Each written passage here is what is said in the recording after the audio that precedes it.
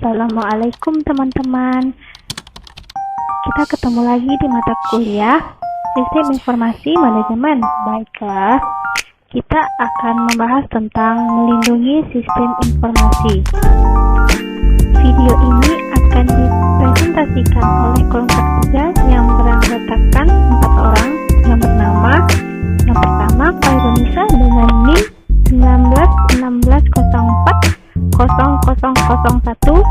yang kedua Pratiwi Oktari dengan NIM 1916040009, dan yang ketiga dengan saya sendiri Zahra Latifah Lembri dengan NIM 1916040022, dan yang terakhir Adifa Hayati dengan NIM 1916040036.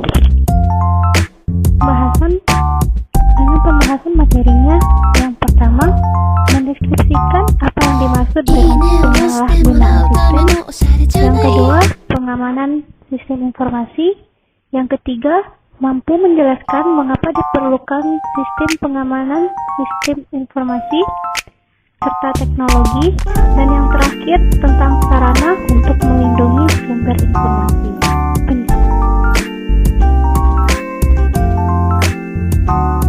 Assalamualaikum warahmatullahi wabarakatuh. Saya Pratiwi Oktari dengan NIM 1916040009 dari kelompok 3 Sistem Informasi Manajemen Akuntansi Syariah A. Saya akan menjelaskan mengenai melindungi sistem informasi. Materi pertama akan saya jelaskan mengenai kerentanan dan penyalahgunaan sistem. Mengapa sistem sangat rentan ketika data dalam jumlah besar disimpan dalam bentuk elektronik? Mereka menjadi lebih rentan terhadap berbagai macam ancaman dibandingkan saat berada dalam bentuk manual. Melalui jaringan komunikasi, sistem informasi di beberapa lokasi berbeda saling terhubung. Potensi dari akses yang tidak berwenang, penyalahgunaan atau penipuan tidak terbatas pada satu lokasi, tetapi dapat terjadi di titik akses manapun dalam jaringan. Ancaman paling umum terhadap sistem informasi masa kini dapat berasal dari faktor teknis, organisasi, dan lingkungan yang digabungkan dengan keputusan manajemen yang buruk. Yang pertama, kerentanan internet. Jaringan publik yang luas seperti internet lebih rentan jika dibandingkan dengan jaringan internal, karena terbuka secara virtual bagi siapa saja. Internet begitu besar sehingga ketika terjadi penyalahgunaan akan memberikan dampak yang sangat meluas.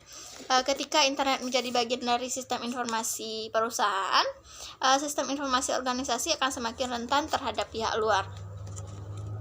Yang kedua, tantangan keamanan nirkabel atau jaringan area lokal LAN yang menggunakan standar 802.11 dapat dengan mudah dimasuki oleh pihak luar yang dilengkapi dengan laptop, kartu nirkabel, antena eksternal, dan perangkat lunak peretas.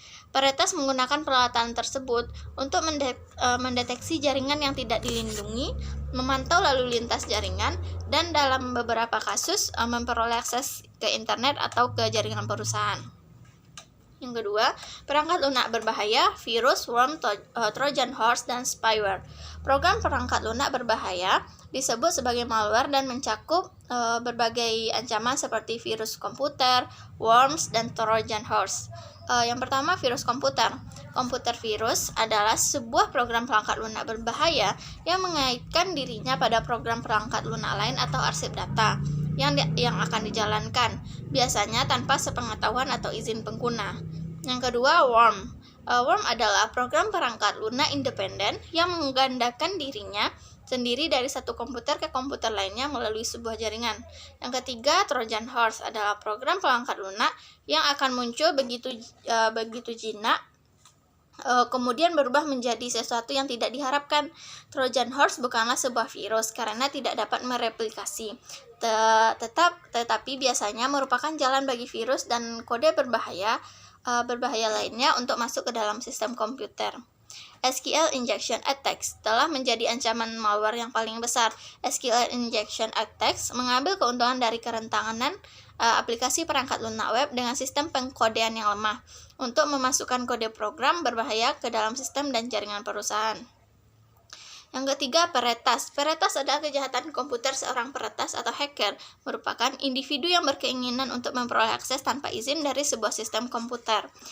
Peretas terdiri dari spoofing dan sniffing. Spoofing yaitu hal yang termasuk dalam spoofing adalah mengarahkan tautan web ke sebuah alamat yang berbeda dengan yang dituju dengan adanya penyamaran situs dari tujuan yang diinginkan. Sedangkan sniffer adalah sebuah program penyadapan yang memantau informasi melalui sebuah jaringan. Yang kedua ada serangan denial of service atau DOS. Denial of service atau DOS merupakan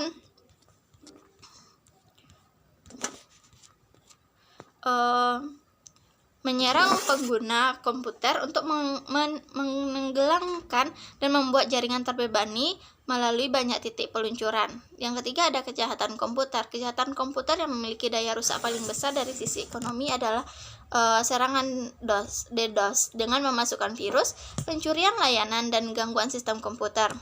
Yang keempat ada pencurian identitas. Pencurian identitas adalah sebuah kejahatan di mana seorang penipu memperoleh sejumlah penting informasi berkembang di internet. Informasi penting pribadi. Pencurian identitas telah berkembang di internet, di mana kartu kredit telah menjadi target utama dari para peretas. Yang kelima ada click fraud. Terjadi ketika program, individu, atau perusahaan secara curang mengklik iklan online dan tanpa adanya niatan untuk mempelajari lebih jauh iklan tersebut atau melakukan pembelian. Yang keenam ada ancaman global, cyber terrorism dan cyber warfare. Kegiatan kriminal cyber meluncurkan malware, serangan denial of service, dan penyelidikan dengan menggunakan teknik phishing adalah tidak terbatas. Sifat internet yang global mampu membuat penjahat melakukan aksinya dan melakukan hal-hal yang berbahaya di mana saja di seluruh dunia. Materi selanjutnya ada ancaman internal. Para karyawan pihak internal perusahaan dapat menjadi ancaman keamanan yang serius. Para karyawan memiliki akses menuju informasi rahasia dan dengan lemahnya prosedur keamanan internal, mereka biasanya dapat menjelajah keseluruhan sistem organisasi tanpa meninggalkan jejak. Yang selanjutnya ada kerentanan perangkat lunak. Permasalahan terbesar dari perangkat lunak adalah keberadaan bugs yang tersembunyi atau kode program yang cacat. Sumber utama bugs adalah kompleksitas dari kode pengambilan keputusan. Itulah penjelasan dari materi saya. Sekian, terima kasih. Assalamualaikum warahmatullahi wabarakatuh. Perkenalkan, nama saya Zahra Latifah Lendri dengan NIM 1916040022 akan melanjutkan presentasi dari TV, yaitu tentang poin yang B, nilai bisnis, keamanan, dan pengendalian. Pengendalian dan keamanan yang tidak memadai dapat berakibat pada tanggung jawab hukum yang serius. Perusahaan tidak hanya harus melindungi aset informasi pelanggan, karyawan, dan partner bisnis mereka. Kegagalan untuk melakukan hal tersebut dapat membuka jalan bagi perusahaan menuju gugatan yang memakan biaya akibat pemaparan data atau pencurian. Yang pertama adalah persyaratan hukum dan peraturan untuk manajemen arsip elektronik. Yang poin-poinnya yang A adalah pelayan kesehatan, yaitu tentang undang-undang portabilitas dan akuntabilitas asuransi kesehatan, yaitu Health Insurance Portability and Accountability Act HIPAA pada tahun 1996. Yang B, pelayanan keuangan, yaitu Undang-Undang Modernisasi Jasa Keuangan Financial Service Modernization Act tahun 1999 atau yang lebih banyak dikenal sebagai Undang-Undang Gramm-Leach-Bliley.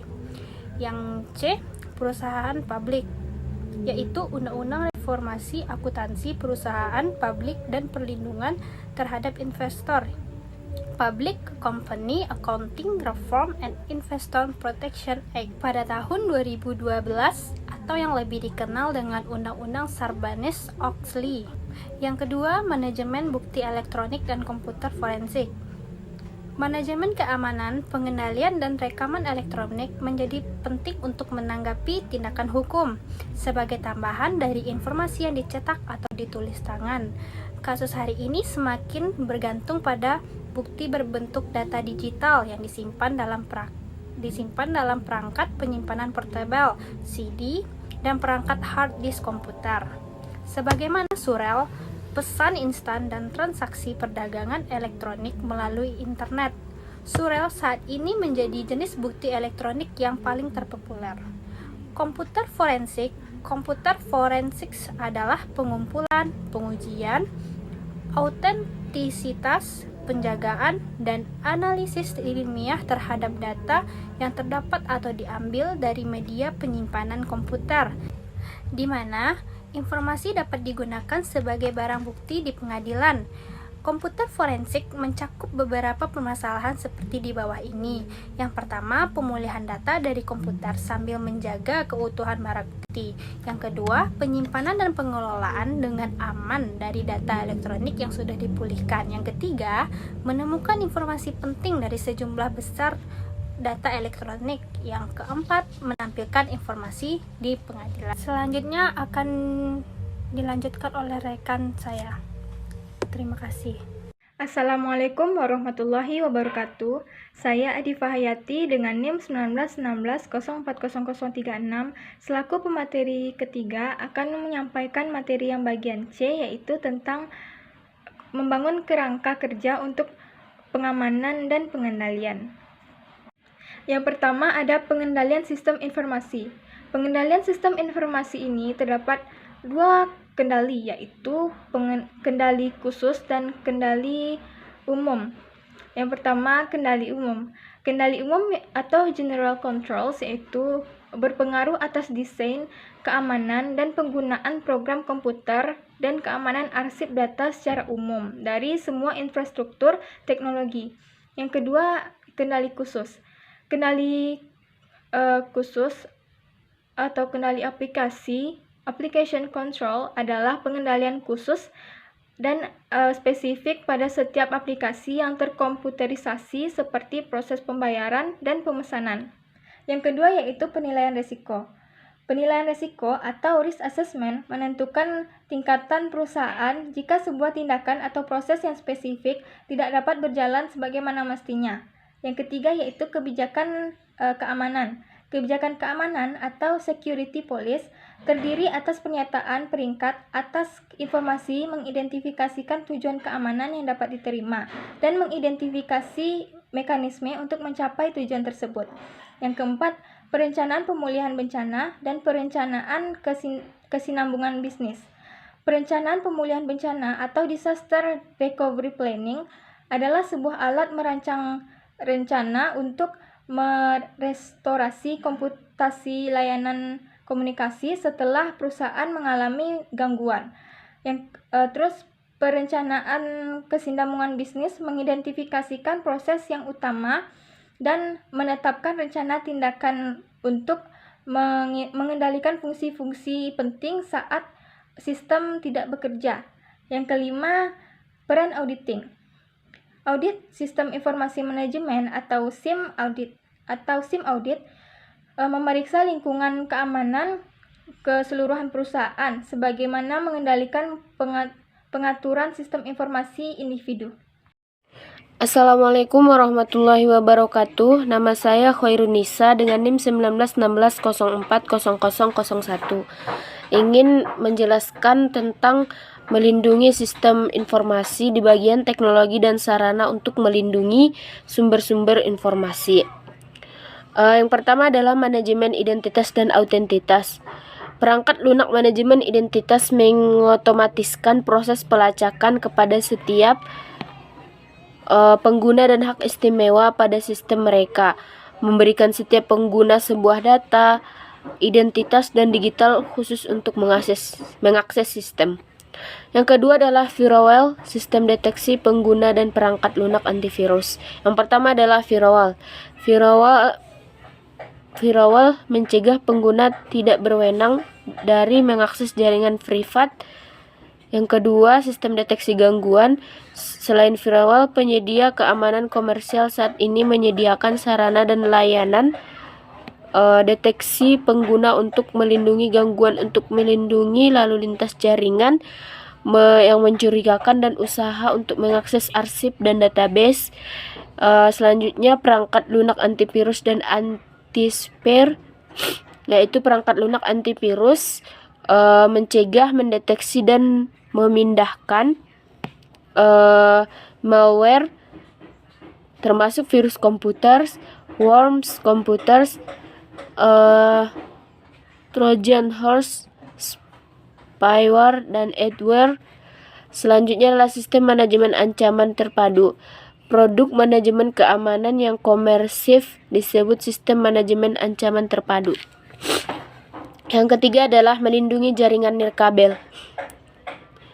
Standar keamanan nirkabel pertama dikembangkan untuk Wi-Fi yang disebut Wired Equivalent Privacy atau WEP. Tidak begitu efektif dikarenakan kunci enskripsinya yang relatif mudah untuk dipecahkan.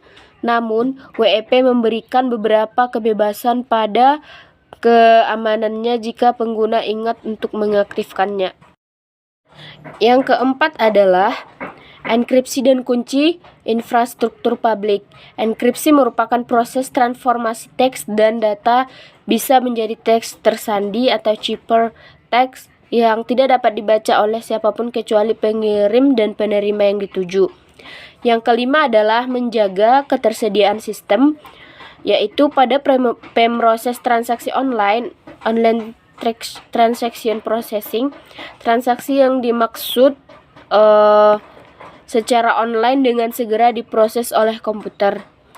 Sistem komputer fault tolerant terdiri atas perangkat keras, perangkat lunak, dan komponen daya listrik yang berlebih untuk menciptakan lingkungan yang memberikan layanan berulang-ulang tanpa gangguan.